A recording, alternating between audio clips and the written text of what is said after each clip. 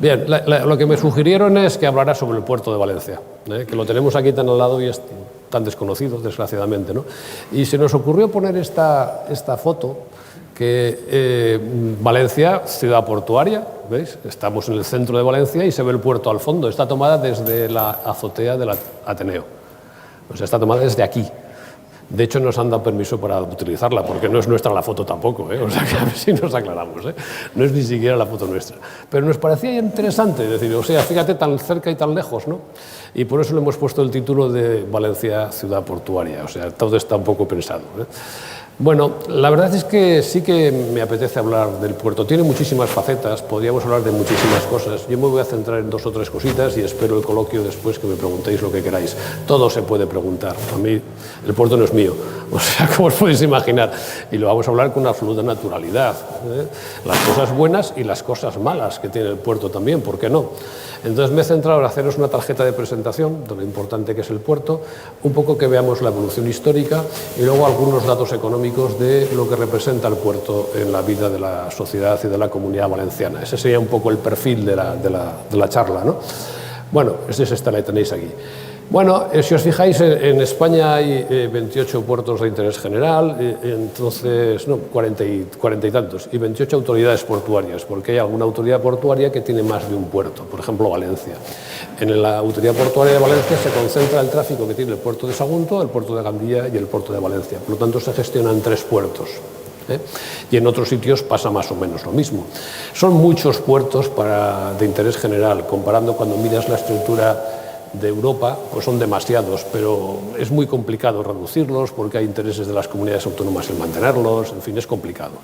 En cualquier caso, de todos esos que tenéis ahí, al final hay 3 grandes puertos que son los que manejan prácticamente el 80% del total de la carga portuaria, que son el de Valencia, que es el primero. Por una cosa que somos el primero, chicos, vamos a sacar un poco de pecho, ¿no? El segundo es Algeciras en contenedores, en carga es más importante Algeciras, el tercero Barcelona, ¿eh? Son los 3 puertos grandes del sistema portuario español. Entonces, los puertos dependen del Ministerio de Fomento.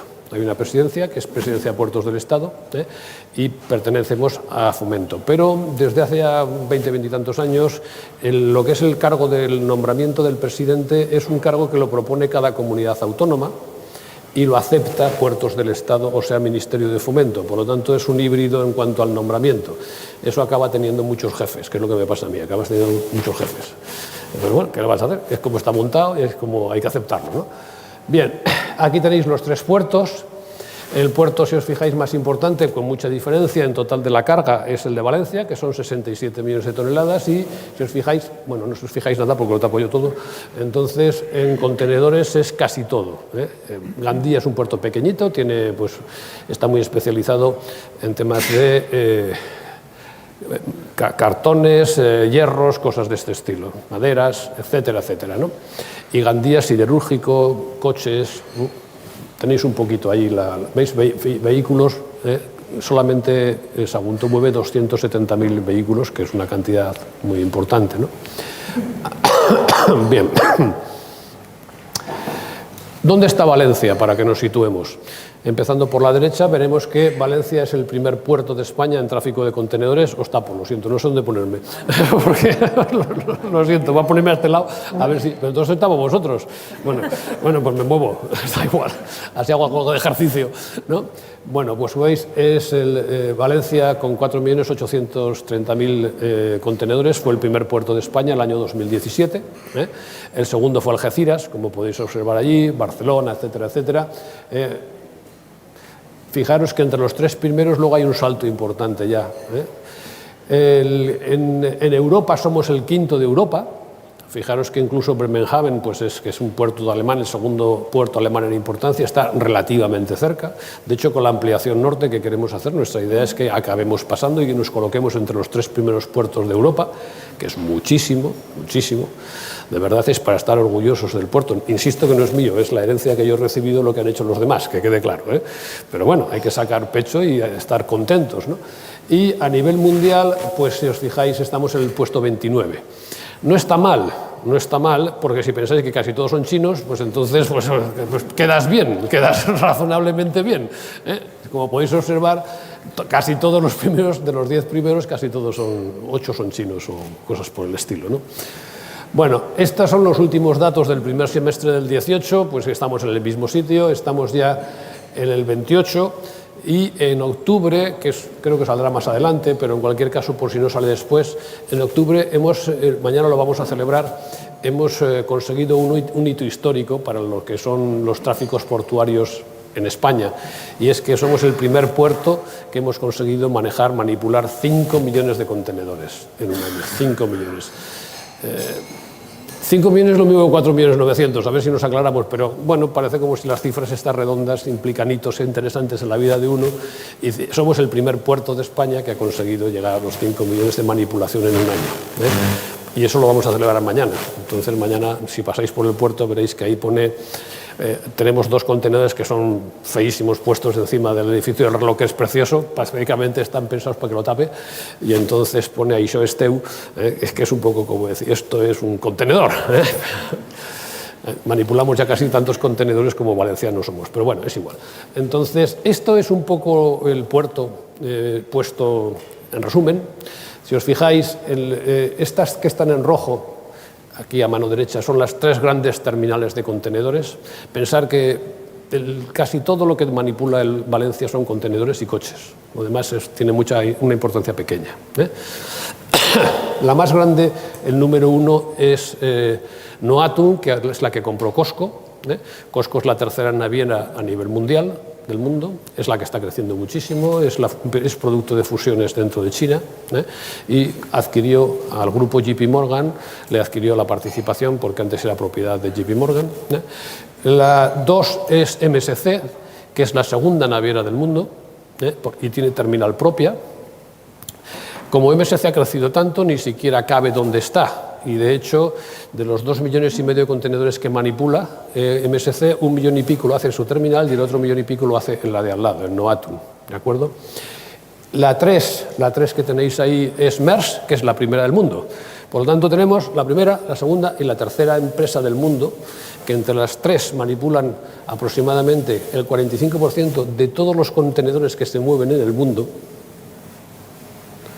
Fijaros lo que representa, pues las 3 tienen presencia en Valencia, tienen su sede y terminal propia.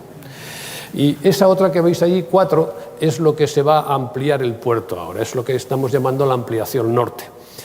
Bien, ¿por qué hay que hacer esa ampliación? Porque es una pregunta legítima. Tener en cuenta que eso es probablemente la inversión más importante que se vaya a hacer en Valencia, en la Comunidad Valenciana, en esta década.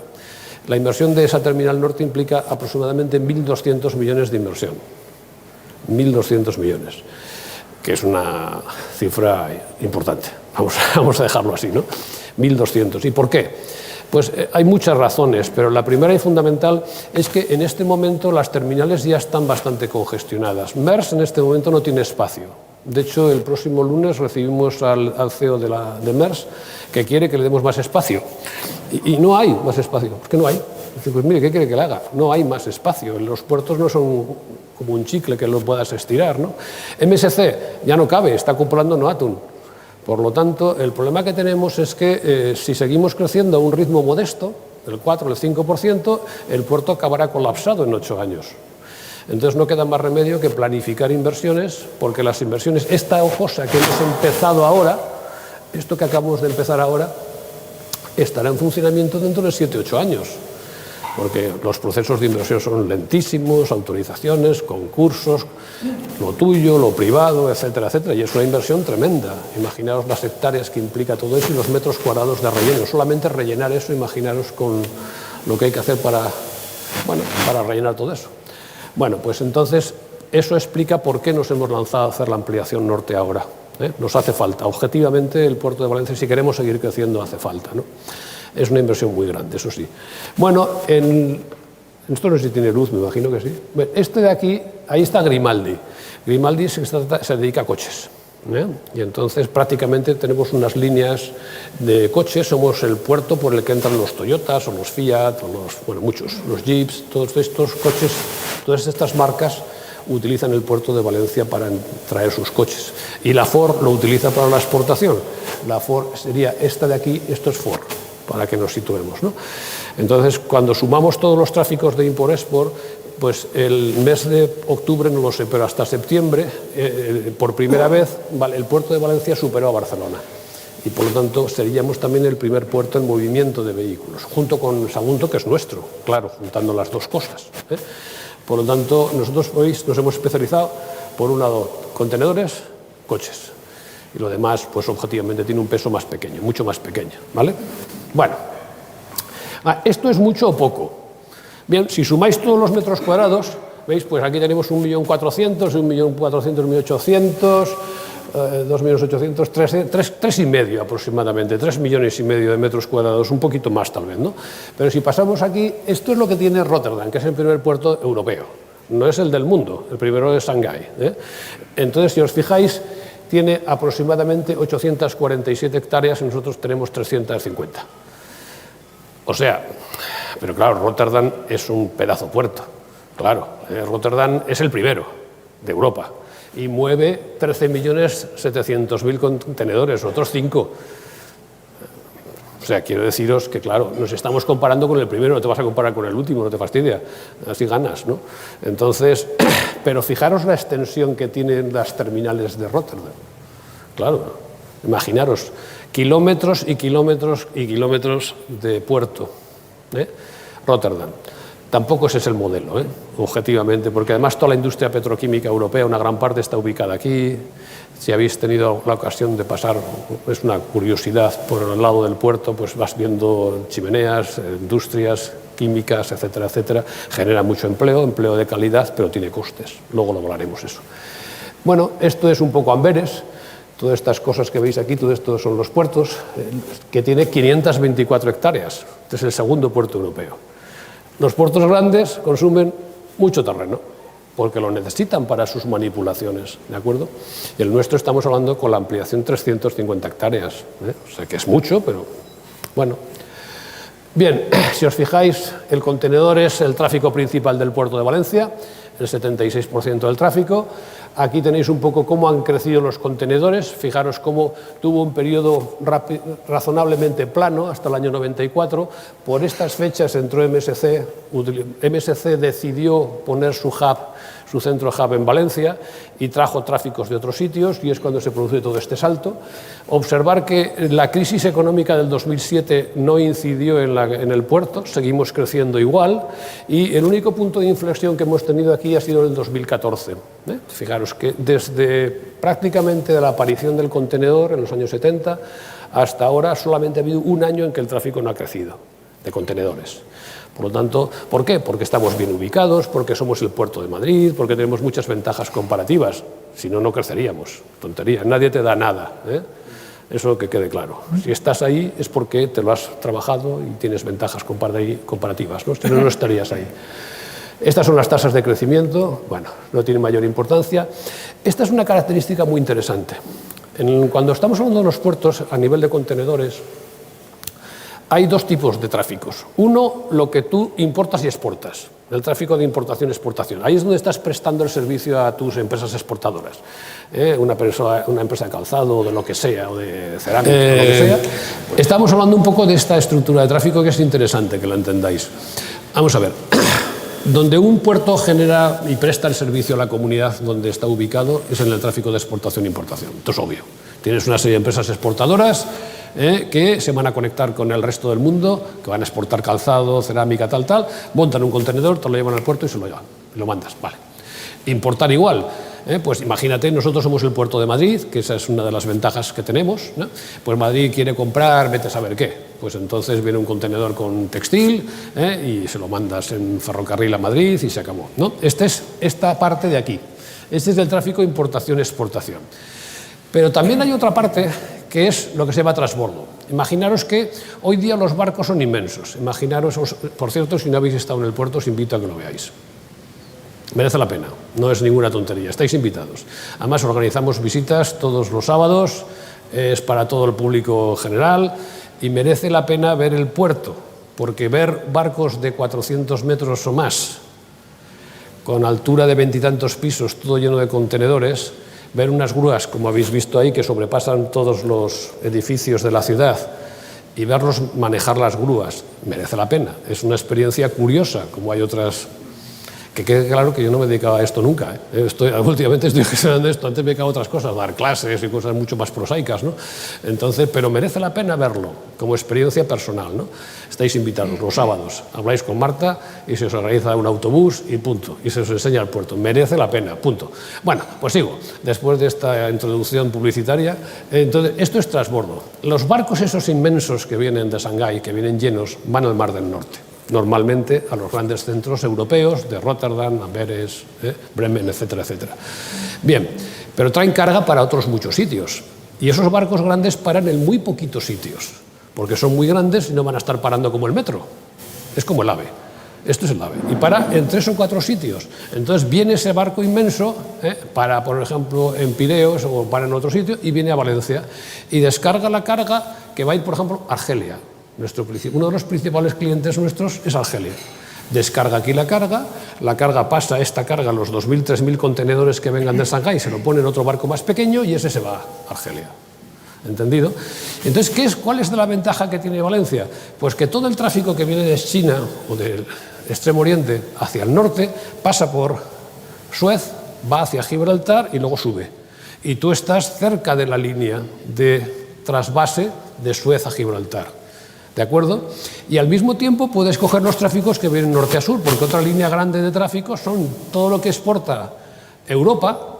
Alemania es la gran potencia exportadora, con Holanda, etcétera, etcétera, y va a otros países africanos. Pues lo que venga de China y vaya, por ejemplo, pues a Senegal, o a Gambia, o a quien sea, viene de China, desembarca aquí, y aquí vienen otros barcos que se lo llevan después a otros sitios. ¿Entendido? Eso es el transbordo. Eso no presta ningún servicio especial a la comunidad portuaria, no nos presta, como valencianos, al tráfico de exportación, a las empresas no les presta servicio, pero, bueno, genera ingresos.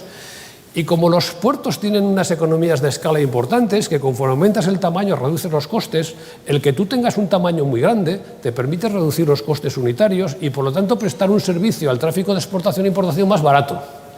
Si eres pequeñito, pues tienes costes más altos. Y si eres más grande, tienes costes más bajos unitarios. ¿Entendido? Por lo tanto, es útil esto. Y si os fijáis, pues aproximadamente en el tráfico total de Valencia, el 55% es transbordo y el 45% es export-import, que está bien. Es una proporción bastante aceptable, bastante interesante. ¿De acuerdo? Bueno, estos son los cruceros. Los cruceros no es nuestro fuerte, ya veis que no está creciendo mucho. Sé que me van a hacer unas preguntas después sobre cruceros. Protestamos mucho porque tenemos aquí, que estamos en el mercado central inundado de cruceristas, y pues tenemos este año casi los mismos que el año pasado, 400.000, que no son tantos. Barcelona tiene 2.700.000. No haré más comentarios por ahora, pero si me preguntáis contestaré. Bueno, aquí vienen las escalas y tal. Bueno, se prevé, estas son las escalas de los operadores de contenedores. Evolución histórica.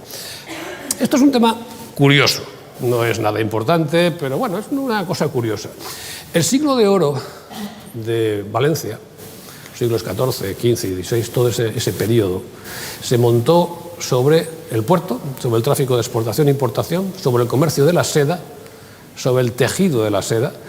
Había 4.000 telares operando en esta ciudad, velluters. ¿Velluters qué significa? La lonja, ¿cómo se montó? Pues es eso, todo eso. Y se montó como centro de referencia un puerto de exportación e importación, que no había puerto, curiosamente, porque los barcos llegaban a las playas, como el tiempo de los romanos, que quede claro, llegaban hasta las playas, venían las barcas, como no cabían por el río, porque no tenía calado suficiente, descargaban esas grandes, en aquella época grandes, a otros barcos, unas barcas más pequeñitas, y subían por el Turia hasta las Torres de Serrano, y la calle de las Barcas, por algo se llamará la calle de las Barcas, no sé si me explico, y cosas por el estilo. Entonces, bueno, que sepamos que el puerto siempre ha jugado un papel vital para explicar el resurgir, el crecimiento y la potencia económica valenciana. Esto es importante que lo retengamos, y tiene costes, luego lo diré. Bueno, esto es un poco más o menos la línea de costa como estaba en tiempo de los romanos. Entonces, si os fijáis, la línea de costa llegaba pues un poco hasta los jardines de Alboraya, a Ayora, los jardines de Ayora. O sea, la línea de costa estaría por los Jardines de Ayora, más o menos, como os podéis imaginar. Por eso cuando alguien protesta y dice es que el puerto está estropeando las huertas milenarias de la punta. No existía la punta, no había nada, era agua, punto. No pasa nada, no pasa nada. Y la Albufera no estaba cerrada, por ejemplo. No estaba cerrada en aquella época, a ver. Por lo tanto, es bueno tener una cierta perspectiva histórica de lo que estamos hablando. Debo ser yo. Entonces, bueno, pues aquí está, fijaros dónde estaría una parte del puerto, el puerto antiguo, que obviamente no era ni siquiera la línea de costa, no había costa. Bien, esta es la primera parte del puerto de Valencia. Esto es fijaros, de 1686. Bueno, entonces, este es el Mol de Fusta, el Pont de Fusta, que ese se recubrió de arena, como vais a ver enseguida, en años sucesivos, porque el Turia aportaba con sus riadas una gran cantidad de arena y lo anegaba todo, que fue el gran problema de por qué no había puerto importante como Dios manda en Valencia, porque el Turia lo anegaba todo con sus arenas y sus aportes periódicos, ¿no? Entonces, ese pont apareció cuando se hizo JJ Domine, ¿os acordáis? La calle actual. Estuvieron excavando cuando se hizo los parkings y apareció una parte de esto. Claro, o sea que estaba allí. 1686. Bueno, y ese es el primer muellecito que de abrigo. Bueno, pues aquí, fijaros, si os observáis, esta zona es el baluarte, que es esta reproducción, bueno, imaginativa, vamos a dejarlo así, de cómo sería el baluarte en aquella época. Esto es el Grao y todas estas cosas, 1609.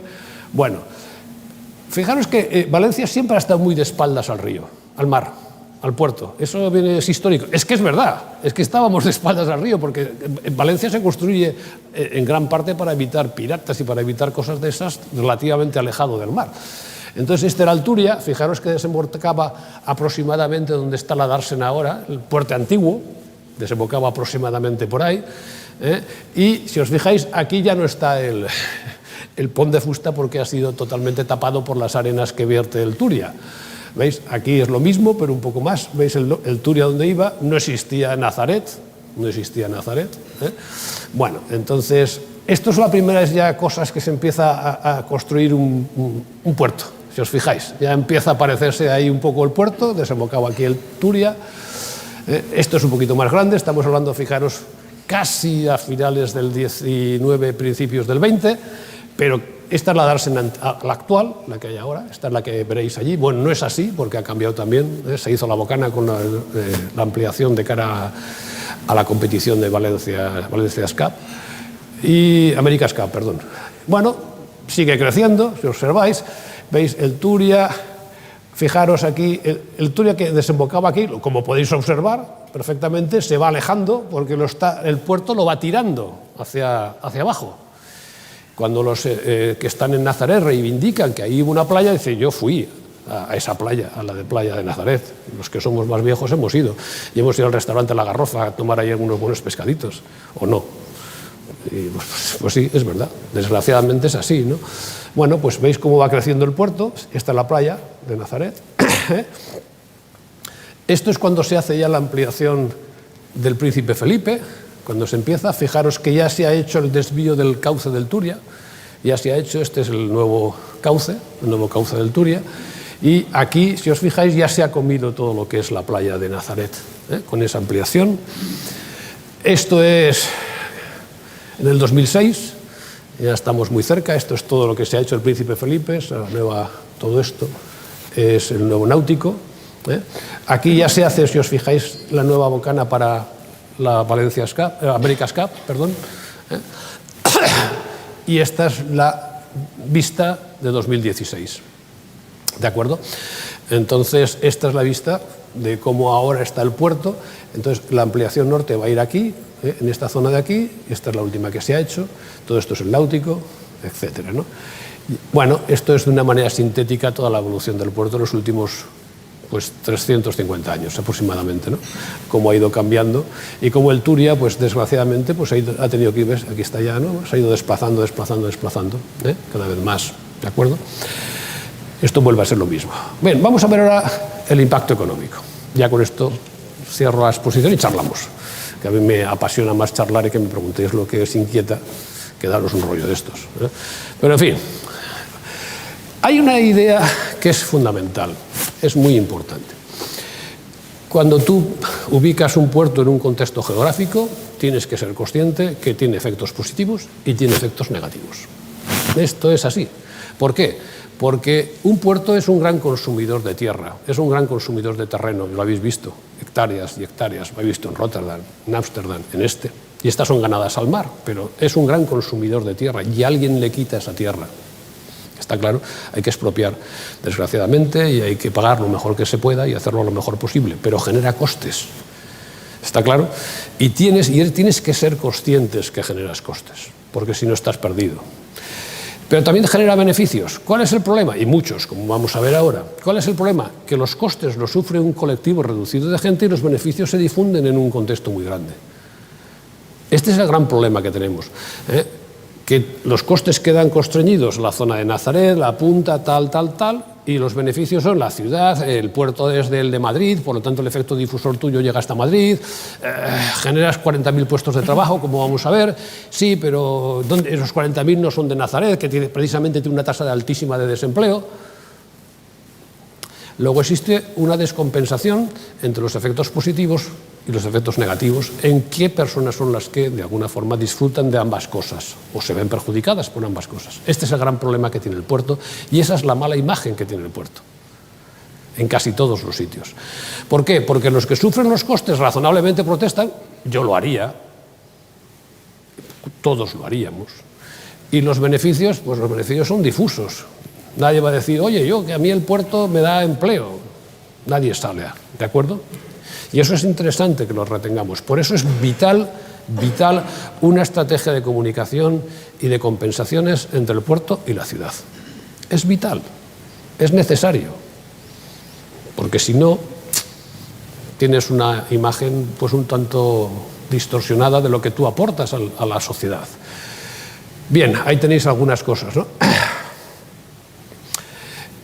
Cuando haces unos estudios económicos de impacto, normalmente se utilizan determinadas metodologías, en este caso se ha utilizado el método input-output, y aquí lo que hemos hecho es concentrar la estimación, el cálculo en 5 variables. ¿Cuál es el valor añadido? ¿Cuál es el PIB que genera el puerto? ¿Cuántos salarios generas? ¿Cuánto empleo generas? ¿Cuánto tienes de impuestos, al fin y al cabo? Tú recibes subvenciones y impuestos, pues cuánto retribuyes después o devuelves al gobierno y cuáles son los beneficios que puedes tener, beneficios empresariales. ¿De acuerdo? Bueno, entonces, ahí lo tenéis. Hay más cosas que, luego veré en otro gráfico, luego os lo explicaré en otro gráfico. Bien, cuando se analiza los efectos hay que diferenciar cuatro tipos de efectos, ¿vale? Muy sencillos de entender, muy sencillitos. Uno es el efecto inicial, es el siguiente. Los que están haciendo el trabajo definen qué es la comunidad portuaria, luego lo vais a ver que definen, y se van a los registros mercantiles y dice, a ver, ¿cuántos empleos genera la autoridad portuaria? ¿Cuántos remolcadores hay? ¿Cuántos amarradores? ¿Cuántos no sé qué? Se miran, pam, y se suman todos, como tenemos las cuentas de resultados que aparecen publicadas en los registros, pues sabemos el empleo, sabemos el valor añadido, sabemos los impuestos y ya se saca. ¿De acuerdo? Bien. A continuación está lo que se... Lo siento, no sé qué hacer con las manos, porque deben ser las manos, digo yo. Bueno, me lo voy a tener en el bolsillo, así no haré nada raro. A ver, el efecto directo. Bueno, cuando veis lo vamos a ver ya. Esta es la definición de lo que se entiende por comunidad portuaria, ¿de acuerdo? Están los consignatarios, las empresas de estiba, las empresas, que no los estibadores. Los estibadores están aparte porque ellos tienen una sociedad aparte, SEBASA, que ahora es el centro del CEP, Centro de Empleo Portuario, Centro Público, CEP creo que es. Y están allí metidos, por lo tanto es como si dijéramos una sociedad que está aparte. Y las empresas de estiba son las que van a la SAGEP antigua y les dicen necesito tantas manos para desembarcar los contenedores de este barco. Por eso es aparte, esos no están incluidos en el efecto inicial. Bueno, ahí tenéis el APV, los prácticos, todo eso son lo que podríamos decir es lo que se define como comunidad portuaria. Pues bien, esos están aquí, en el efecto inicial. Entonces, ahora viene la empresa estiva esa que está ahí metida y contrata estibadores. ¿Cuántos estibadores trabajan en el puerto? Aproximadamente unos 1.500. Ese es efecto directo. A su vez, ¿cuántos transportistas vienen todos los días en promedio, entran y salen del puerto? 6.000. En promedio al día, pero hay más. Por lo tanto, ahí tenéis 7, 8, 9.000, 10.000 simplemente transportistas. Y así va sumando otras empresas que trabajan en el puerto, pero que no están en el puerto, que no son la comunidad portuaria. ¿De acuerdo? Bien. El tercer efecto, el indirecto. Hacemos unas obras, o las empresas que están allí hacen cualquier tipo de obra. Encargas a quien sea que te haga un asfaltado, que haga un dique, que haga un dragado, que haga lo que sea. Pues esas inversiones que hace generan empleo. Es una gente que viene aquí, que te viene pues que pava sal y te hace lo que haga falta, pues le estás dando empleo. Eso se llama efecto indirecto, ¿de acuerdo? Y finalmente el inducido es el siguiente. Imaginaros la siguiente composición. Si no existiera el puerto, pues razonablemente no habría un montón de salarios. Pero si tú estás trabajando en el puerto y ganas un salario, a continuación te vas al Corte Inglés para comprarte lo que sea, te vas a Mercadona a comprar lo que sea. Si no estuvieras trabajando no tendrías ese ingreso. Ese se llama el efecto inducido. Lo que tú generas, el arrastre que tú haces porque tú trabajas en el puerto, tienes unos ingresos que luego haces una agencia de viajes, que será una cosa bonita, muy entretenida, o 1000 cosas más, ¿no? Ese se llama efecto inducido. Bien, pues sumando, pues lo acabo de apagar, no sé qué he hecho. No, aquí está. Vamos a ver ahora el valor añadido bruto, esta variable primera, el PIB que genera. Entonces, si os fijáis, el inicial son 683 millones. Ese primero, ¿os acordáis ahí? Que hemos visto el inicial 683. Y aquí tenéis ahora el directo, 962, indirecto total 1.817 millones en efectos. Si sumas el inicial, el puerto genera 2.500 millones de rentas, de PIB, 2.500 millones. ¿Eso es mucho o poco? Bueno, pues para que nos situemos, es el 2,4% de todo el PIB de toda la Comunidad Valenciana. De toda la comunidad. El 2,4% de todo el PIB que genera la Comunidad Valenciana. Es mucho. Por lo tanto, es un impacto muy relevante. El puerto positivo, claro. Bien, aquí tenéis los sectores, no los voy a leer, no os preocupéis. ¿Quiénes son los más beneficiados? Pues razonablemente los transportistas, los que están en construcción, los sectores que están más próximos al puerto, la agricultura, pues poquito, claro, es lógico, ¿no?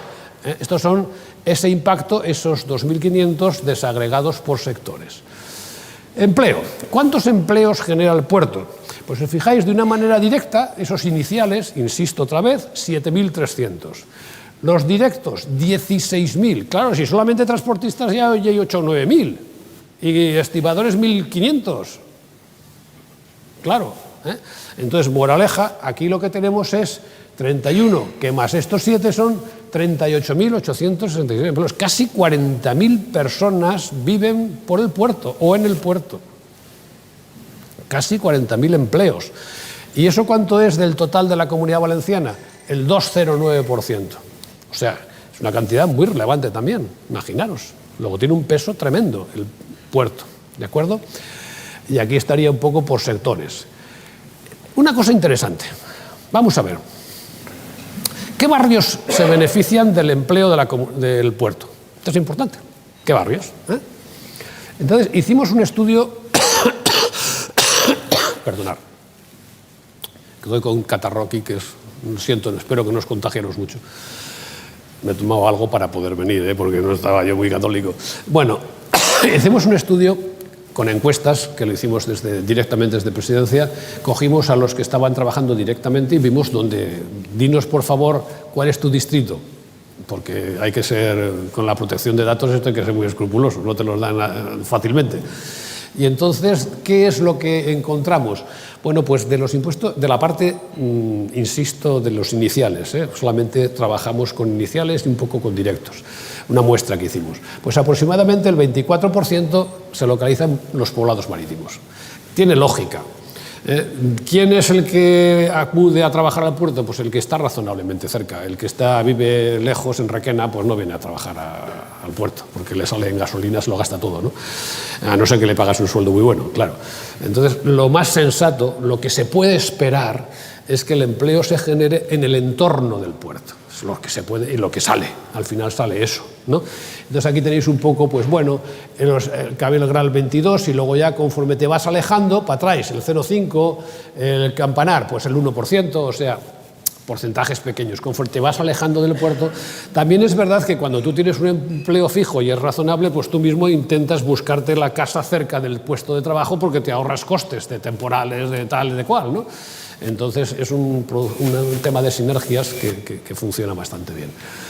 Bueno, salarios. Los salarios, si os fijáis, hemos dicho que el empleo era el 2,09% de la Comunidad Valenciana, pero sin embargo los salarios que se pagan en el puerto son superiores a la media y eso se explica aquí, como veis, que los salarios es el 2,62 de todos los salarios de la comunidad, cuando el empleo es 2,09, lo cual quiere decir que tienes unos salarios por encima de la media, y es verdad, objetivamente es verdad. Los salarios son el 2,62 de todos los de allí. Los beneficios empresariales, el 2,15. Bueno, está bien, es un poquito más de la media, pero está bien. Son 1.076 millones de efectos y aquí finalmente tendríamos los ingresos fiscales, que es el 1,60. Aquí hay muchos efectos pues a través del IVA, que si repercute o no se repercute, bla, bla, bla, y aquí el efecto es más bajo del que cabría esperar, en general. Pero bueno, eso es lo que hay. Pero el efecto del puerto no queda solo en el tema de esto que hemos visto, la gente contratada que opera aquí, etcétera, etcétera. Tiene muchos más efectos. Por ejemplo, la Ford se ubicó en Valencia porque tenía un puerto al lado para exportar sus vehículos. O sea, los puertos tienen capacidad de arrastre de empresas. La ZAL, que estamos intentando defender, que se ubique en Valencia, ¿qué ventajas tiene? Pues que va a traer empresas que van a generar tráfico y puestos de trabajo, razonablemente. ¿Por qué? Porque hay cada vez muchas empresas que les interesa estar cerca del puerto por sus relaciones comerciales, importación de materia prima, exportación de productos, etcétera, etcétera. Es normal, te ahorras costes de transporte, ¿de acuerdo? Por lo tanto, puedes atraer firmas para la exportación o para la importación. Por ejemplo, un destino muy típico de una ZAL.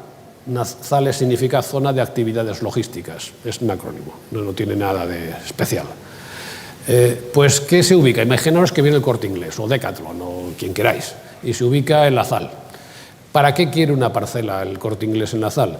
Pues toda la ropa que le venga, imaginaros, de Bangladesh o de Indonesia o de Vietnam, pues se traen los contenedores, se van a la nave, abre el contenedor y dice, mira, todo esto se va para el Corte Inglés de Madrid, todo esto para el de Murcia, todo esto para Zaragoza, y distribuye la carga. Eso es una ZAL, eso es un centro logístico. Traigo la mercancía de donde sea y lo distribuyo. Eso es un centro logístico, no es hacer una fabricación de no sé el qué, ni de productos químicos, ni de material de guerra. Aquí no se van a montar carros de combate ni nada, no, os lo puedo asegurar. Estar tranquilos, no va por ahí el tema. Es centros logísticos de distribución de mercancía normal y corriente, ¿de acuerdo? Y desgraciadamente el proyecto de la ZAL de aquí se empezó hace 25 años, el año que viene cumplimos las bodas de plata. Con un poco de suerte lo inauguraremos el año que viene. Ponemos 25 velitas, a ver si hay suerte. Bueno, entonces, se empezó hace 25 años. Barcelona empezó a la vez que nosotros. Y en este momento ya va por la tercera ampliación Barcelona.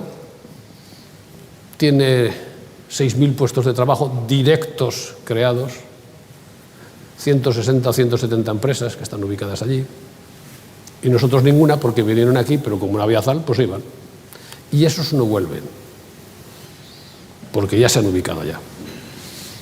Pero bueno, quitando esas pequeñas cosas, sin importancia, bueno, pues hay zonas logísticas y hay zonas ZAIs, que se llaman zonas de actividades industriales. Por ejemplo, Bilbao está haciendo una cosa que es muy interesante, que a mí me encantaría que lo pudiéramos hacer en Sagunto, y es traerse industrias que estén relacionadas y crear un hub industrial próximo al puerto para hacer el tráfico export-import. En Bilbao, ¿qué están haciendo? Se están especializando en traer industrias para aerogeneradores, energías renovables, que es una cosa muy bonita.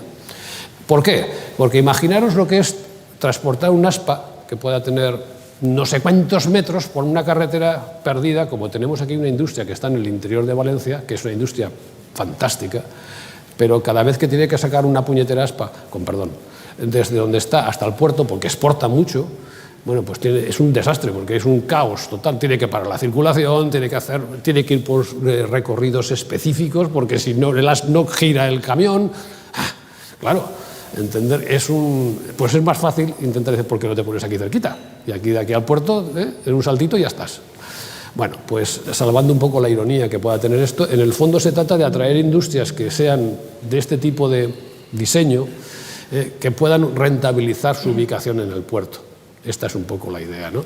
Eso se llaman ZAIs, zonas de actividades industriales. Rotterdam, os acordáis que lo hemos comentado al principio, es una ZAI, porque es una zona de actividad industrial. Lo que pasa que Rotterdam se ha especializado en industria petroquímica, ¿de acuerdo?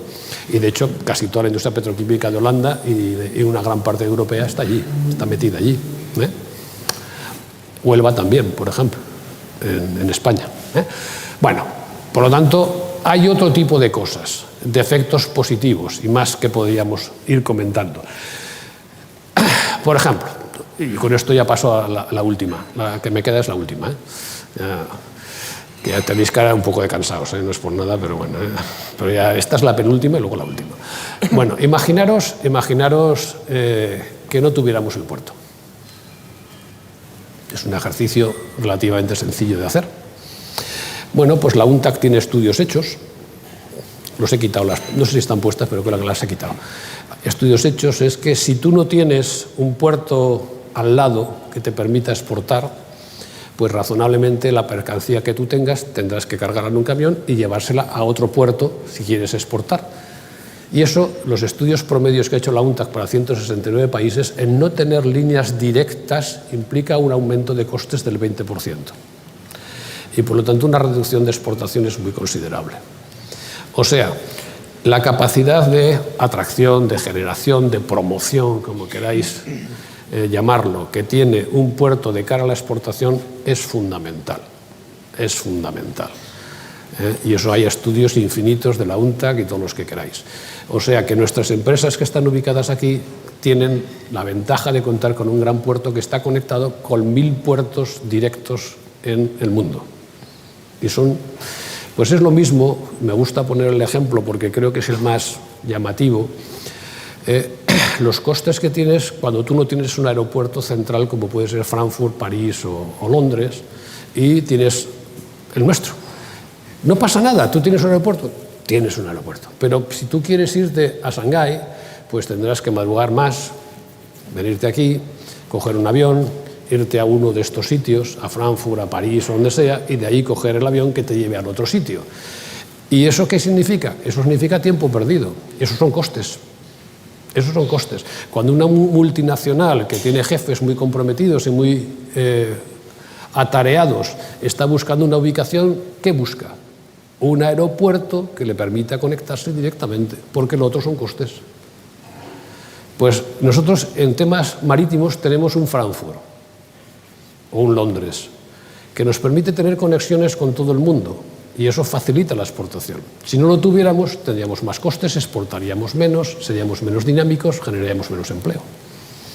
Eso es así, desgraciadamente, o gracias a Dios, en este caso gracias a Dios. Otra cosa es que lo estimemos suficiente. Bueno, entonces, aquí tenéis un poco, eso que os acabo de cortar, aquí lo tenéis explicadito. Bien, esto es un tema interesante. ¿Hasta dónde llega el efecto difusor del puerto nuestro? ¿Hasta dónde llegamos? Pues curiosamente, el 40%, casi el 40% de todo el tráfico export-import de España pasa por Valencia. El 40%. La Comunidad Valenciana somos el 10%. Pues el 40%, porque si os fijáis, por razones geográficas, insisto, Valencia es el puerto de Madrid, porque es el sitio donde está más cerca. El puerto de Madrid más cercano es Valencia, punto. Le guste o no le guste, a quien no le guste, me da igual. Esa es la geografía pura, ¿qué le voy a hacer yo? ¿No? Pero somos el puerto de Murcia y de Almería, somos el puerto de una gran parte de Andalucía. Y aquí esto, ahora que veis aquí, explica una cosa que es muy importante. ¿Por qué nos estamos peleando tanto en el puerto de Valencia por Zaragoza y Bilbao? Esto es un tema, ¿por qué el corredor? ¿Para qué se ha perdido a ti en Teruel? A mí en Teruel no se ha perdido nada. A ver si nos aclaramos. Pero el centro logístico más importante de España, central, después de Madrid, es Zaragoza. Y lo que no podemos hacer un puerto, que es el primero de España, renunciar a tener una presencia directa y unos accesos directos a Zaragoza como tiene en este momento Barcelona. Y yo quiero competir con Barcelona, pero en condiciones de igualdad. Por lo tanto, yo necesito una línea férrea razonable, no estoy pidiendo el AVE, obviamente es absurdo, las mercancías y los contenedores no van en AVE, pero quiero una línea de mercancías que pueda funcionar. Lo que no puede ser ahora que hasta hace un año, cuando llovía, se tenían que parar los trenes porque las máquinas patinaban, no podían subir las pendientes. Había 15 tramos que no podían pasar de 20 por hora. Esto es lo que no puede ser. Así no puedo competir con Barcelona en condición de igualdad cuando Barcelona tiene una autopista ferroviaria. ¿Entendéis un poco, no? Esa es la razón de ser, y para nosotros, como valencianos, como ciudadanos también. ¿Por qué tengo que tardar yo 5 horas o 4 horas para ir a Barcelona y 5 horas para ir a Zaragoza? ¿Por qué? No tiene sentido en el siglo XXI. Pero como puerto, menos. Bueno, menos no, igual, o parecido, ¿vale? Bueno, esa es la razón un poco de allí, ¿no? Y esta es un poco la reflexión final que os quería hacer, y ya esta es la última. Aquí hay una cuestión que es cierto. Reconociendo los costes que tienen los puertos, que yo os los he dicho, que son muchos, objetivamente son muchos, también tiene beneficios y también los he explicado. ¿De acuerdo? Entonces, la gran cuestión que tenemos que plantearnos como sociedad es si queremos tener un puerto o no, y si queremos tenerlo, ¿de qué tamaño? ¿Queremos jugar en primera división o queremos jugar en regional? ¿Queremos un puerto Frankfurt o queremos un puerto otro, más pequeño? Esa es la clave. Y son las grandes preguntas como valencianos que nos tenemos que hacer, siendo conscientes que tiene costes. Pero hay que pensar que cualquier actividad que hagamos en Valencia casi seguro que va a consumir huerta. ¿Por qué se ubicó la Universidad de Valencia en Los Naranjos? ¿Por qué se ubicó la Politécnica encima de la huerta? Podía haberse buscado otras ubicaciones hacia más al interior, que no había huerta, y sin embargo se ubicó allí. Nadie criticó que la Politécnica estuviera allí. La Ford, pues no se cargó todos los naranjos de allí, arrasó literalmente. ¿Alguien ha criticado? La autovía. Entonces, pues hay que hacer un análisis coste-beneficio, sinceramente, como ciudadanos. Y hay que ver qué es lo que objetivamente nos interesa y hasta dónde queremos llegar. Ojo, y hasta dónde queremos llegar, que eso tiene su miga, ¿no? Y un poco sería eso, el acceso norte. Fijaros que estoy tocando todos los temas para que me preguntéis adrede, ¿eh? El acceso norte. ¿El acceso norte qué es? Es un túnel. Se va a hacer en túnel. Nadie se le ocurre, en su sano juicio, pasar 2.000 camiones que vengan por la zona norte por el centro de Valencia. A nadie se le ocurre. A ver, eso es un túnel que entrará en la zona aproximadamente de Porsa Playa, un poco antes de Porsa Playa, irá por el mar, porque sale igual de caro hacerlo por el mar que por tierra, y acabará saliendo en una terminal. Pues hay una oposición frontal al acceso norte. Y no lo entiendo, sinceramente. No lo entiendo porque si fuera el primer túnel que se va a hacer en Valencia, diría, claro, es que no tenemos experiencia y vete a saber qué pasa aquí. Pero si hay 1000 túneles... O sea, el túnel pasante que atraviesa todo el casco viejo, que atraviesa todo, a eso no nos oponemos. Y a un túnel que entra en Porsa Playa y va al puerto, a ese nos parece que es una locura. No entiendo nada. ¿Estamos esquizofrénicos o qué? Lo siento, no puedo decir otra cosa. Si hay razones objetivas, pongámoslas encima de la mesa y debatámoslas. Pero que el túnel pasante tenga menos costes para la ciudad que este túnel es para echarle un poco de imaginación. Pero en fin, bueno, pues ese es un poco, eso es lo que viene a decir esto más o menos. Entonces, como veis, el puerto tiene muchos retos en este momento, muchos. Nos jugamos muchísimo de cara al futuro. Nos jugamos pues llegar a, si salieran bien las cosas en un plazo de 10 años, pues a lo mejor estar en el tercer lugar del ranking europeo, que es un objetivo alcanzable, o bueno, pues ir perdiendo posiciones, porque lo que tú no avances, los demás lo van a hacer. Esto es un hecho innegable, ¿no? Esto es como el Alicia en el País de las Maravillas. Corre, corre. Si estamos corriendo, estamos en el mismo sitio. Sí, es que hay que correr mucho para mantenerte en el mismo sitio. Pero si quieres avanzar, tienes que correr más, porque los demás, si no, te acaban pasando. Pues aquí pasa exactamente igual. No queda más remedio, es un mundo competitivo, es un mundo muy oligopolístico, es un mundo que hay que competir con grandes agentes y o vas avanzando y te anticipas a los acontecimientos o si no acabas perdiendo el tren o el puesto o lo que tú tengas, los privilegios que tengas. Nada que haya conseguido el puerto es para siempre, nada. Cuando analizáis los rankings que había hace 20, 30 años de los principales puertos del mundo, de los que había en ese momento no queda más que Rotterdam, los demás han desaparecido. Por lo tanto, tomemos nota, por favor. En fin, lo cual no quiere decir que os hagáis forofos, no voy a hacer hojas de adhesión al puerto, tanto a eso no pienso llegar, pero por lo menos que lo tratéis con cariño, nada más. Bueno, pues muchas gracias.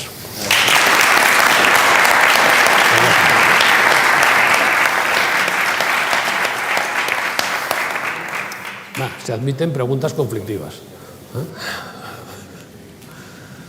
Bueno, si me dejan. Sí. Quería preguntar para el tema de la terminal norte. Sí. El tema de la financiación, si lo va a financiar el puerto, lo estoy buscando financiación privada.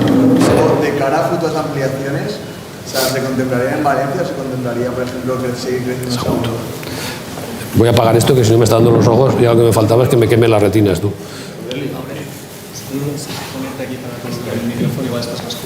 Ah, yo estoy comodísimo, sí, ¿eh? No, yo estoy muy bien. Hace tanto tiempo que no doy clase que me viene tan bien. Esto para mí es una experiencia fantástica. A ver, me ha preguntado dos cosas interesantes. La primera es cuánto cuesta toda la ampliación norte, esa que hemos visto, y quién la paga. Esto es fundamental, quién la paga. Y en segundo lugar, ¿y a partir de ahora qué? ¿Cómo crece el puerto de Valencia? Mira, ya te he dicho que había muchas cosas. De los aproximadamente 1.200 millones que tiene la ampliación esta, el puerto se tiene que hacer cargo de unos 400, que son todo el cierre del dique, la colmatación, todas estas cosas, ¿de acuerdo? Que no está nada mal, 400 millones, no está nada mal. Y los privados van a tener que hacer los 800 restantes. O sea, hay una proporción de 1 a 2.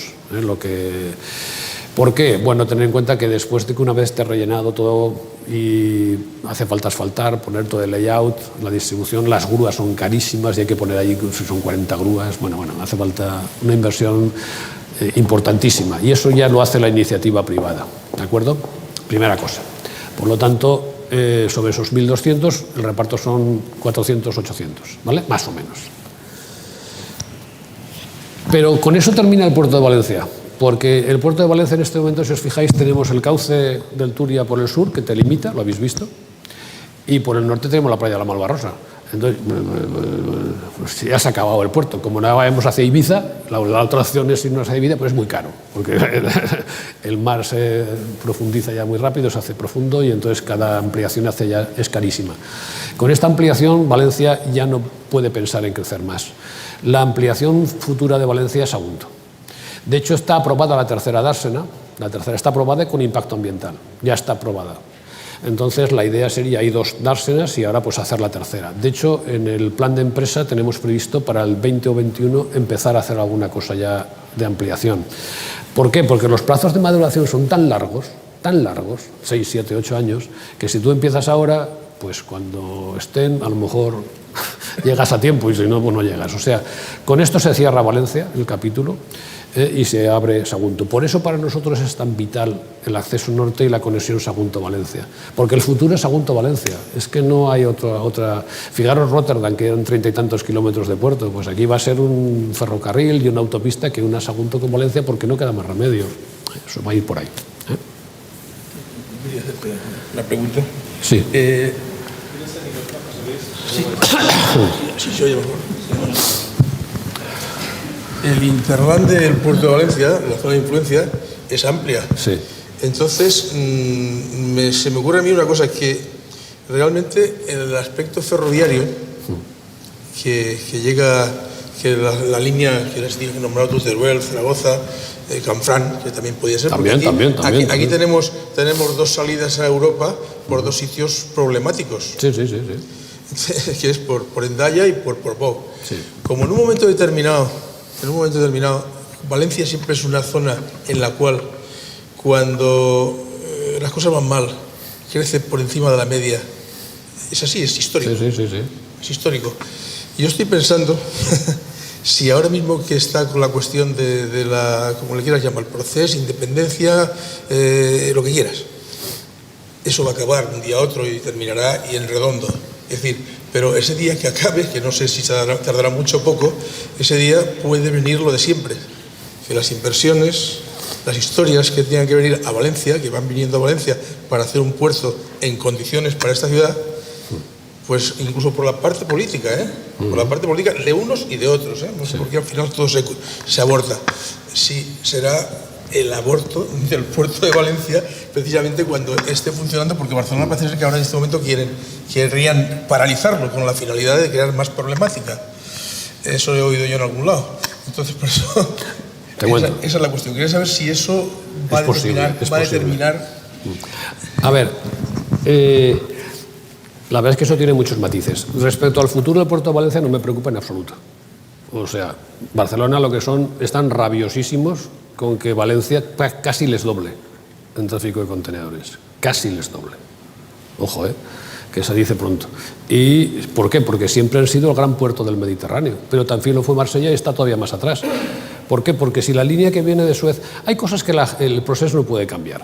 Si los barcos que vengan de 24.000 contenedores o 22.000 vienen de Shanghái, tienen que pasar por el estrecho de Gibraltar y vienen de Port Said del otro, pues cuanto más se alejen de la línea, más caro es para el barco.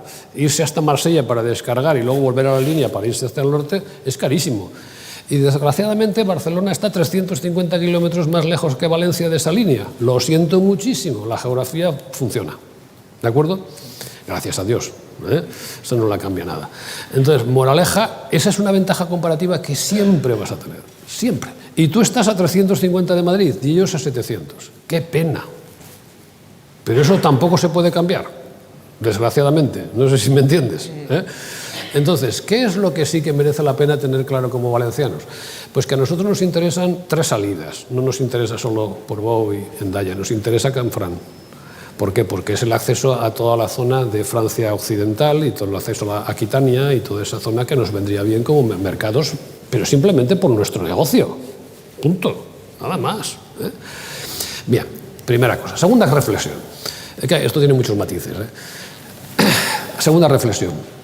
Si ahora sacamos la ampliación norte y se cubre, que yo espero que sí, y la cubre una empresa muy grande y pone 800 millones, será para rentabilizarlo. No sé si me explico. ¿Y eso qué significa? Pues que se va a traer la mercancía y la carga que tenga a esa inversión, porque si no, no va a rentabilizarlo. Y eso no lo mueve nadie, porque estas multinacionales, cuando tú eres el 23% del mundo, como es Maersk, estas cosas del proceso no las entiendes muy bien.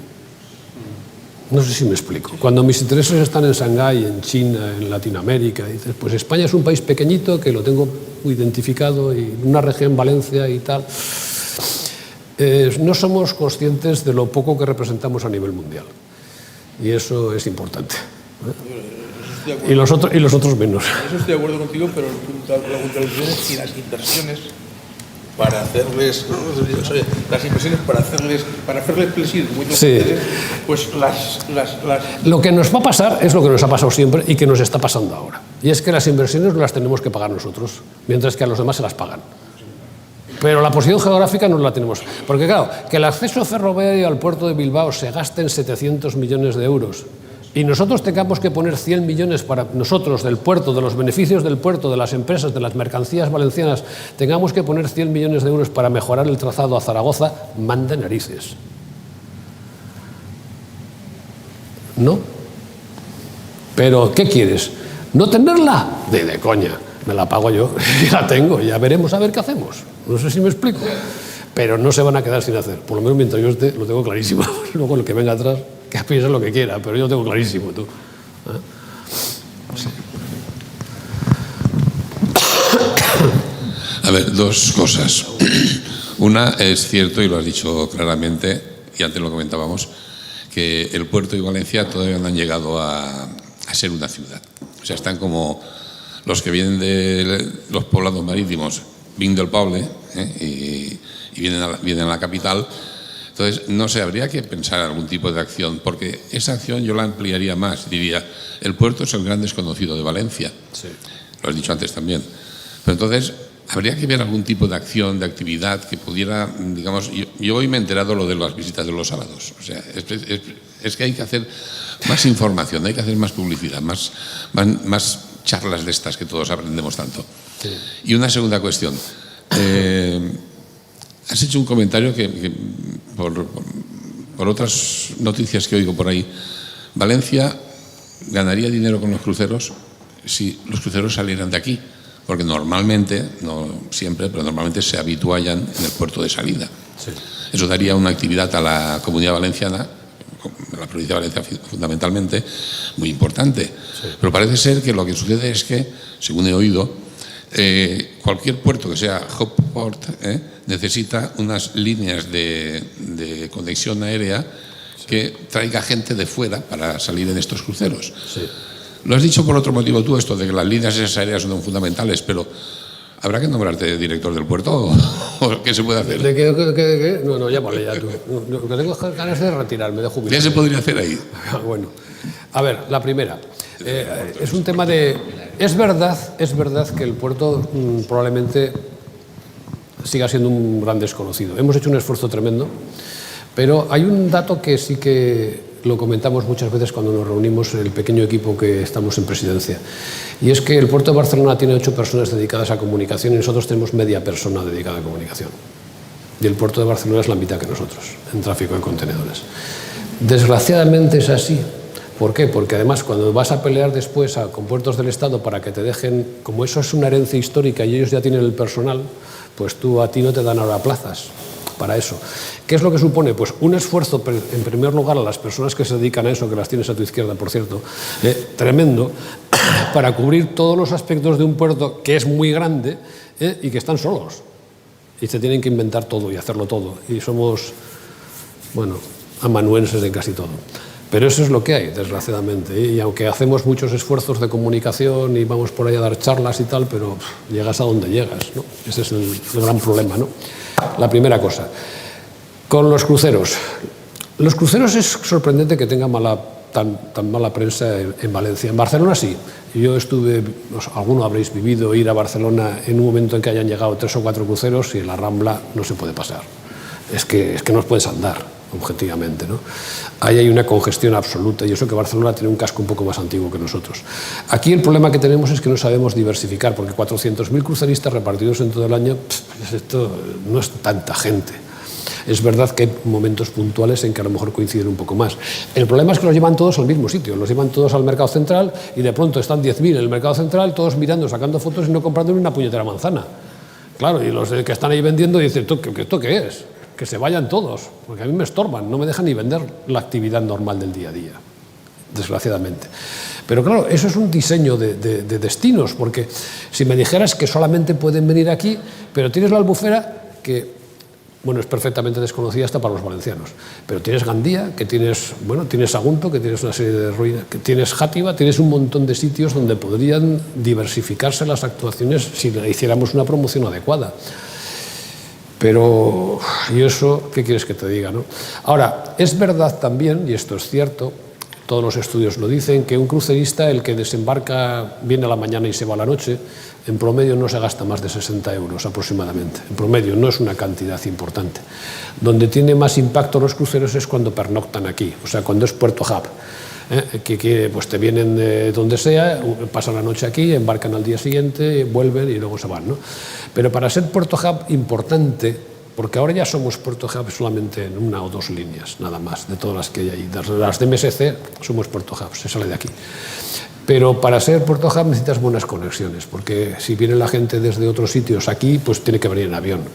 Y si no tienes unas buenas conexiones con avión, pues no te vienen, te van a otro sitio donde tengas conexiones con avión, punto. Esto es fácil. El que venga de París, dice, a ver, ¿dónde quiero irme al Mediterráneo que me encanta? A ver, avión de París a bueno, aquí ahora sí que tenemos, perdón, en este caso, pero bueno, otros centros no, y además no hay tantos flujos. Entonces, para potenciar Valencia como centro hub, tendríamos que impulsar el aeropuerto, tendríamos que hacer otras cosas. Diversificación, o sea, hay mucho trabajo, sí, hay mucho trabajo que hacer, sí. Pero bueno, ¿qué le vamos a hacer? No sé quién quería, hay varios por ahí.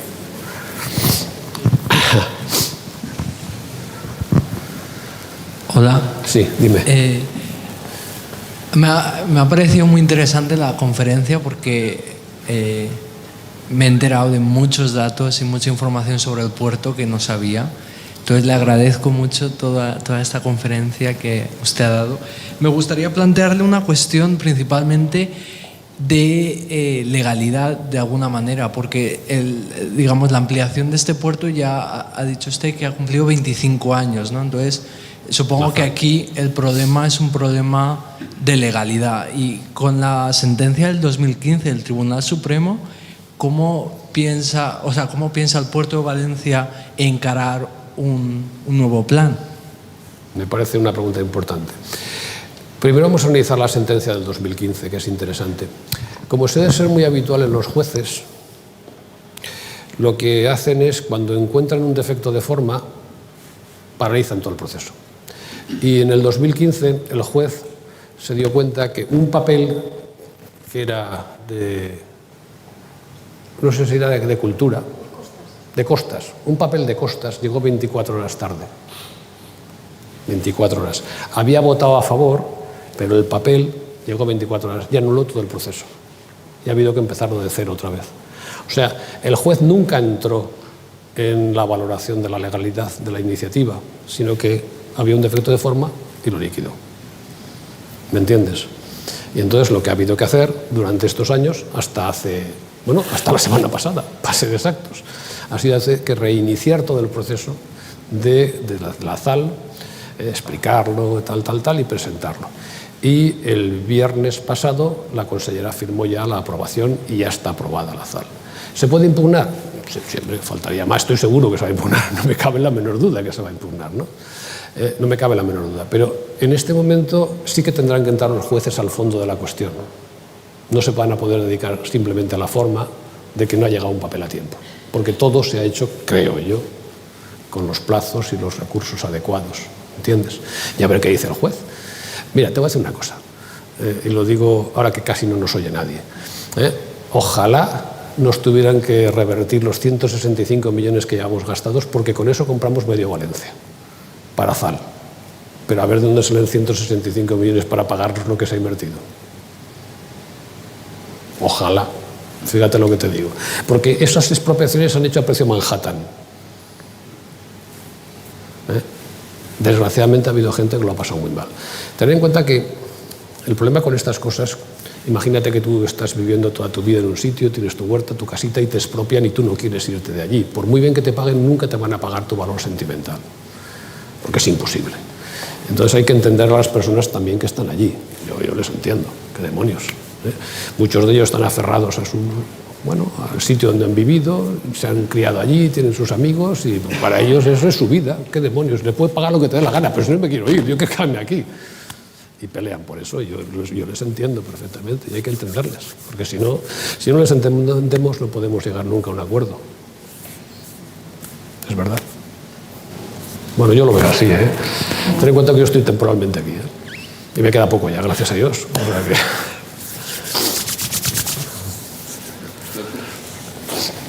Si quieres, para complementar.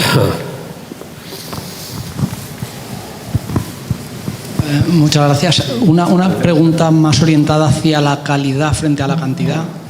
Has argumentado en términos de volumen, de economías de escala, al final es una infraestructura básica. ¿Debiéramos de tener alguna expectativa de manera que las próximas evoluciones del puerto traccionen en términos, has nombrado el ZAI, en términos de calidad y de valor añadido del volumen que se mueve a nivel local? Lo digo porque las grandes cifras siempre nos llevan a generar volumen, superficie, infraestructura, pero también está habiendo mucho debate a nivel local de realmente generar un tejido de valor. Y ahí a veces quizás las cifras no brillan a nivel de los volúmenes que mueve el puerto, pero realmente tendría bueno, una potencia a nivel tejido productivo importante. Normalmente de los tráficos que tienes en el puerto, tienes canales sólidos, líquidos, en fin, tienes muchos, ¿no? Mercancía RORO, tal.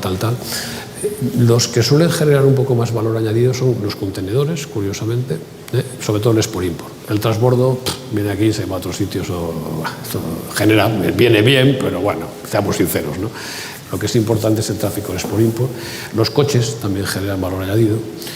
El resto genera poco valor añadido. Por ejemplo, los cruceristas, cuando la gente dice ¿por qué Valencia está potenciando a los cruceristas? A mí, si no viene ninguno, me da igual.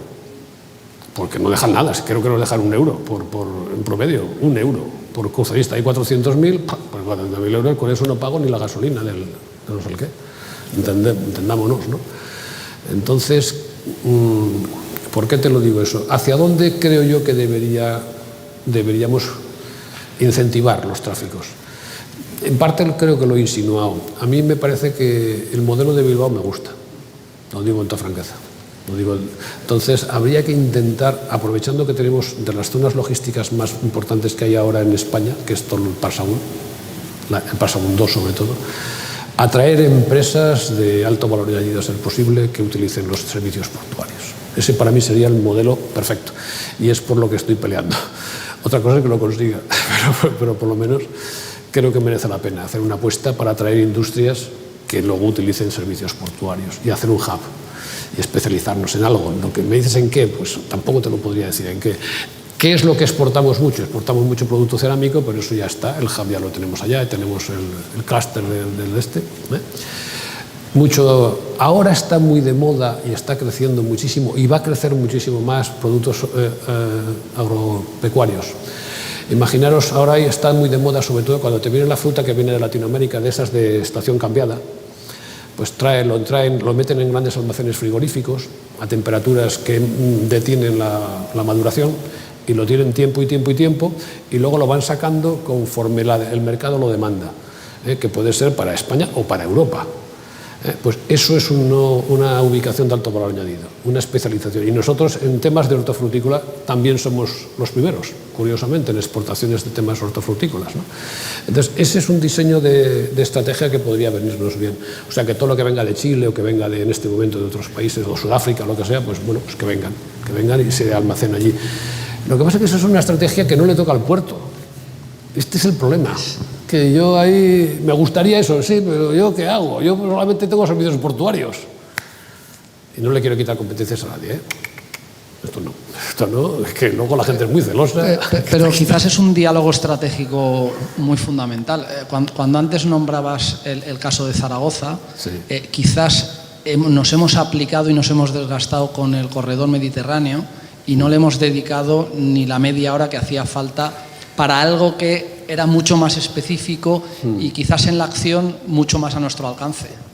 Y no sé si ahí perdemos un poco el foco al hablar de cosas concretas. Sí, a ver, esto es un debate que, bueno, a mí me parece también fundamental. Curiosamente, en el puerto no hemos estado nunca en el corredor mediterráneo.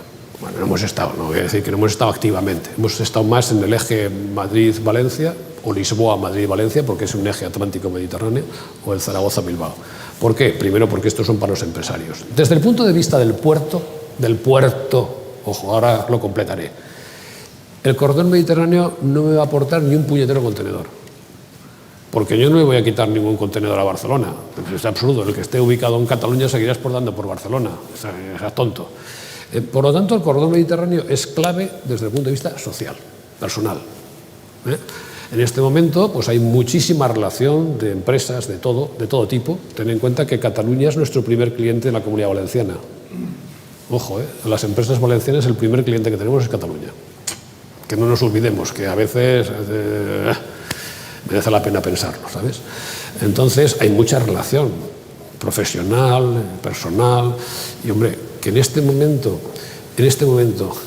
lo que cuesta ir a Barcelona es lo que costaba cuando se inauguró el Euromed en los años 80, clamó un poco al cielo, Vamos a ver si nos aclaramos, esto no puede ser, Y que se haya marginado esta línea me parece absurda. absurda. Pero bueno, razones económicas no había para marginarlo, han sido otro tipo de razones, ¿no? Que quede claro. Pero en fin, lo dejaremos ahí. Nosotros somos un club que nacimos como iniciativa de esta presidencia y que al final tiene como principal premisa potenciar ese espíritu mercantil que tiene esta casa característico, compartirlo con la sociedad e iniciar acciones que aporten valor, ¿no? Eso nos lleva a tener el objetivo final de ser uno de los hubs de emprendimiento que aglutine ese talento. Entonces, antes de continuar, sí que me gustaría mencionar las líneas que tenemos principalmente estratégicas, como son estas, conferencias que aportan mucho valor y cultura a todos, la parte de formación, como el taller que ahora vamos a otorgar los diplomas, la parte del programa televisivo de emprendimiento y, por último, una serie de eventos como puede ser el premio de Europea Startup Awards. Entonces, antes de seguir, esto no sería posible sin nuestra presidenta, doña Carmen de Rosa, a quien pido que por favor me acompañe a entregar los diplomas a quienes acaban de terminar el taller de ley de la empresa. Entonces, por favor, un aplauso para ella.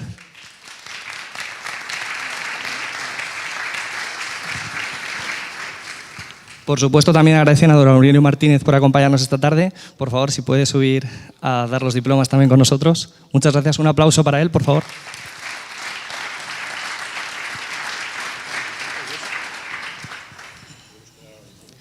Y por último, por supuesto, a nuestros patrocinadores que hacen que podamos hacer este tipo de iniciativas. Caeso Popular, representado hoy por don José María Compañ. Por favor, si puede subir a dar los diplomas. Muchas gracias.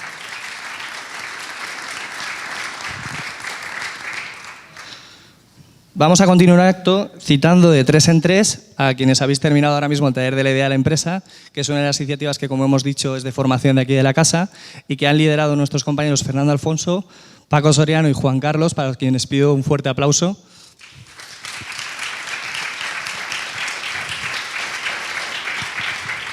Y también agradecer a Ateneo Empresa, otro grupo que está ayudándonos a ejercitar este tipo de acciones que creemos que aportan valor a la sociedad. Muchas gracias también a todos por acompañarnos y sumar valor en esta casa que es Ateneo Mercantil Valencia.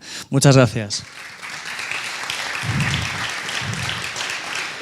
Pues ahora os pido un aplauso, por favor, para Patricia Argiles Jara, Pablo Martín, Arnau Landaluce y Cristina Cabanes Olivares. Enhorabuena.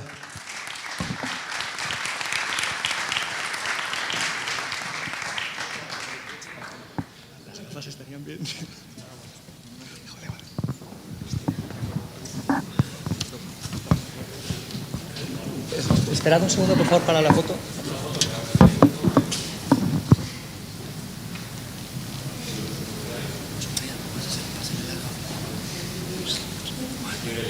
Ostras, gracias, tío. Que además no hay luz.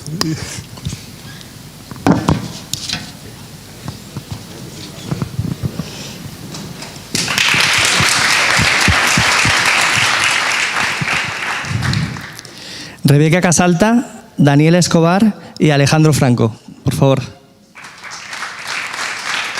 Enhorabuena.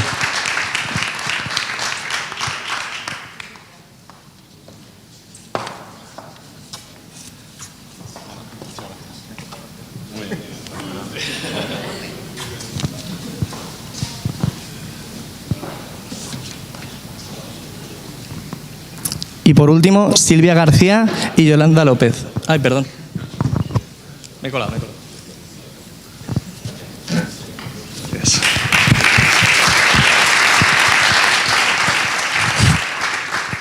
Ahora sí, Silvia García y Yolanda López. Por favor, subid arriba y enhorabuena.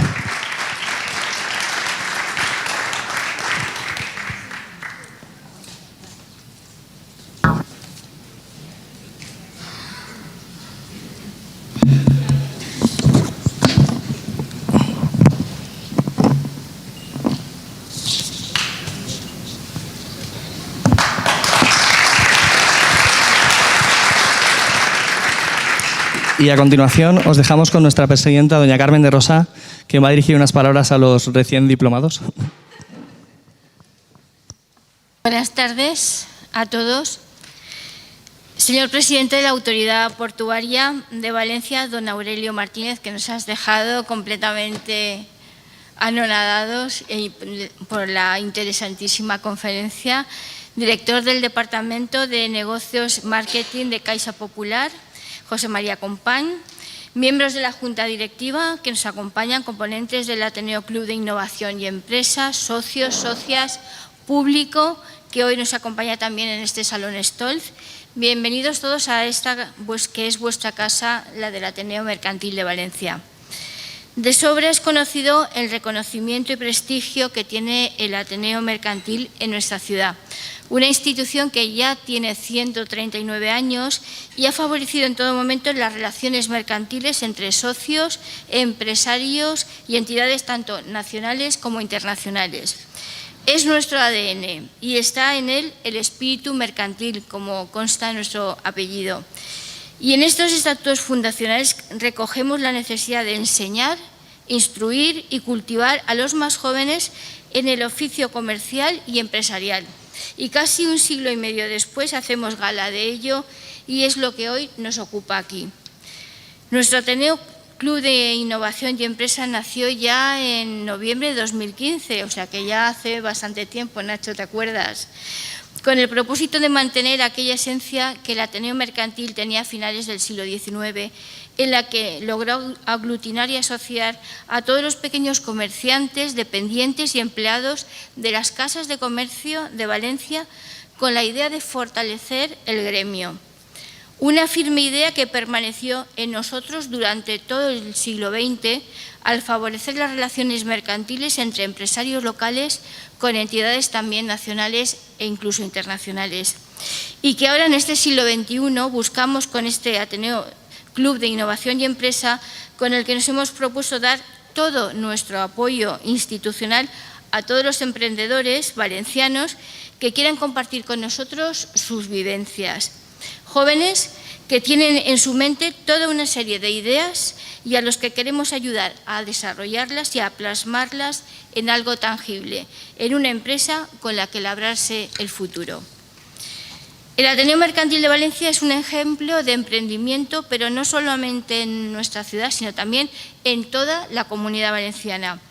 Es el mismo lugar donde se creó la primera escuela de comercio de Valencia o donde se otorgaron las primeras subvenciones para financiar los proyectos científicos que salían de nuestras universidades valencianas. Ahora ayudamos en la formación de nuestros innovadores y damos la oportunidad de desarrollar su proyecto empresarial en Bruselas junto con los mejores proyectos europeos. Y es que por quinto año consecutivo nuestro Club de Innovación, gracias a la colaboración de la Fundación Finnova y el patrocinio de Caixa Popular, que colabora con nosotros de manera transversal en todo lo relacionado con nuestros emprendedores, han hecho posible los premios Ateneo Startup Europe Accelerator, que permiten a un joven emprendedor impulsar su empresa en el corazón de Europa y acceder a oportunidades de financiación, movilidad y comunicación internacional.